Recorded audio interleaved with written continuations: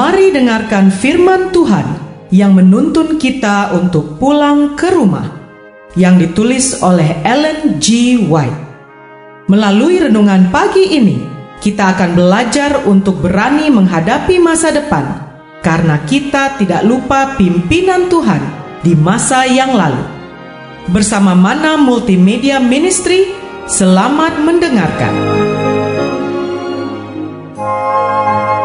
Shalom, selamat pagi saudaraku. Renungan pagi kita hari ini 16 Oktober berjudul Di Hadapan Yang Lanjut Usianya. Bersama saya Naomi Panjaitan. Ayat intinya diambil dari Daniel 7 ayat 13. Demikian firman Tuhan.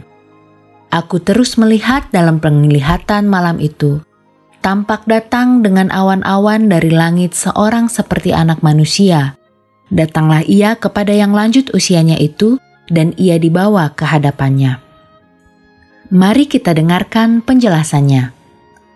Demikianlah disampaikan kepada nabi itu melalui penglihatan, hari yang besar dan hikmat, di mana sifat-sifat dan hidup manusia diperiksa kembali di hadapan hakim segenap dunia, dan kepada setiap orang akan diberikan upah menurut perbuatannya. Yang lanjut usianya itu ialah Allah Bapa. Dialah sumber segala makhluk dan mata air segala hukum yang akan memimpin pengadilan itu. Dan malaikat-malaikat yang kudus sebagai pelayan-pelayan dan saksi-saksi berjumlah 1000 kali beribu-ribu dan selaksa kali berlaksa-laksa turut menghadiri persidangan ini. Kristus datang kepada yang lanjut usianya di surga untuk menerima kekuasaan dan kemuliaan dan kerajaan yang akan diberikan kepadanya pada akhir tugasnya sebagai pengantara. Kedatangan inilah bukan kedatangan yang kedua kali ke dunia ini, yang diramalkan dalam nubuatan yang akan terjadi pada akhir masa 2300 hari pada tahun 1844.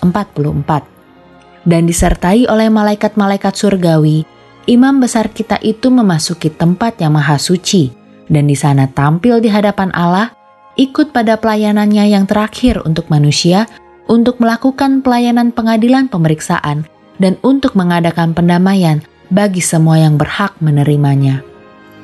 Dengan demikian, mereka yang mengikuti dalam terang perkataan nubuat itu melihat bahwa sebagai gantinya datang ke dunia ini pada akhir masa 2300 pada tahun 1844, Kristus memasuki bilik yang maha suci dalam bait suci surgawi untuk melaksanakan pekerjaan penutupan dari pekerjaan pendamaian persiapan kepada kedatangannya.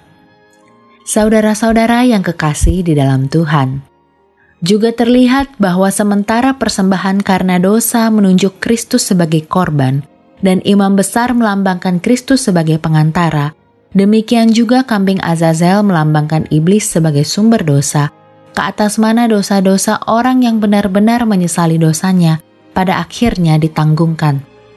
Bila mana imam besar oleh jasa darah korban karena dosa memindahkan dosa-dosa dari tempat kudus ke atas kambing Azazel. Bila mana Kristus oleh jasa darahnya sendiri memindahkan dosa-dosa umatnya dari tempat kudus surgawi pada akhir pelayanannya, ia akan menanggungkan dosa-dosa itu ke atas iblis, dan pada pelaksanaan hukuman harus menanggung hukuman terakhir. Kambing Azazel dibawa jauh dan dilepaskan di tempat yang tidak berpenduduk, agar tidak pernah datang kembali ke tengah-tengah perkumpulan orang Israel. Demikianlah iblis untuk selama-lamanya terhapus dari hadirat Allah dan umatnya, dan ia akan dihadapkan pada kebinasaan terakhir dosa dan orang-orang berdosa. Alfa dan Omega, Jilid 8, halaman 501, 502, 441 dan 442. Doa kita hari ini. Bapa, terima kasih melalui renungan pagi ini, kami boleh belajar tentang pekerjaan keselamatan yang sementara berlangsung di surga. Dan terima kasih melalui renungan pagi ini, kami diingatkan bahwa Yesus sementara menjadi perantara kami kepada Allah Bapa yang lanjut usianya itu. Tolong kami hari ini ya Tuhan, untuk menghargai pekerjaan Yesus sebagai perantara dengan meninggalkan dosa-dosa dan pelanggaran kami. Inilah doa kami ya Tuhan, di dalam nama Yesus Kristus kami berdoa. Amin.